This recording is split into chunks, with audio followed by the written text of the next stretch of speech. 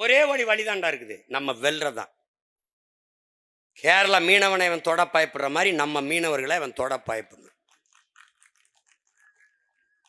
என்ன பண்ணுவேன் சீமான்? நெய்தல் படை கட்டணும்னா இவர் என் தம்பியோட சொன்னா அதிபரா இவர் எப்படி பண்ணுவாரு அப்படின்னு. என்ன ஸ்டாலின் போலீஸுக்கு ஆள் எடுக்கிறாரு அப்படி, அதிபரா அவர் எப்படி எடுக்கிறாரு? எப்படி எடுக்கிறாரு? ஏன் நான் சொன்ன நீ சிரிச்ச 2016 ஆட்சி எப்படி நடத்துவேன்னு புத்தகம் வெளியிட்டேன்னு சிரிச்ச. அதை பினராயி விஜயன் நெய்தல் படைன்னு ஒன்று கட்டி அது பேரணியில் அவர் போய் வணக்கம் செலுத்துறார், ரசிக்கிறார். நெய்தல் படை கட்டிட்டார். நாம நெய்தல் படைன்ட்டோமா, அதை அப்படியே காப்பி அடிக்க கூடாதான். நெய்தல் மீட்சி இயக்கம். நெய்தல் மீட்சினா யார்கிட்ட அடமானம் இருக்கு? நகை அடமானம் வைக்கிறோம், மீட்கணும். யார்கிட்ட இருக்கு? நீங்க தான் அடமானம் வச்சா வைக்க போயில, இவங்க தான். யார்கிட்ட? நம்ம சொன்னா பரவாயில்ல, மீட்கணும்டான்னு. இவங்க மீட்சி இயக்கம். எங்கப்போ நம்ம சொல்றோமா அது மக்கள் அதை ஆதரிக்கிறானா? அதனால அதுக்கு ஒரு வார்த்தை. இப்பதான் முதியோரே பாக்குறாங்க. அன்பு சோலை என்று முதியோர் காப்பகம்.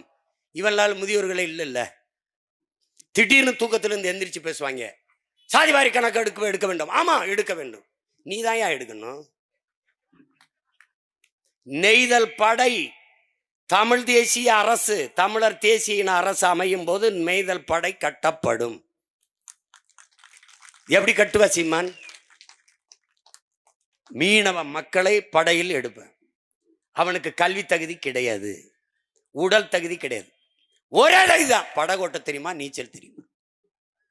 தெரியும். படையில சேர்க்கிறேன். பயிற்சி அது உலகத்தில் தலை சிறந்த பயிற்சியை கொடுக்குறோம். நீ பெட்ரோல் கொண்டு போவியா, டீசல் கொண்டு போவியா, சாப்பாடு கொண்டு போவியா, எதை கொண்டு போய் எனக்கு தெரியாது. ஆனா இந்த குண்டு இந்த துப்பாக்கி கொண்டு போகும்.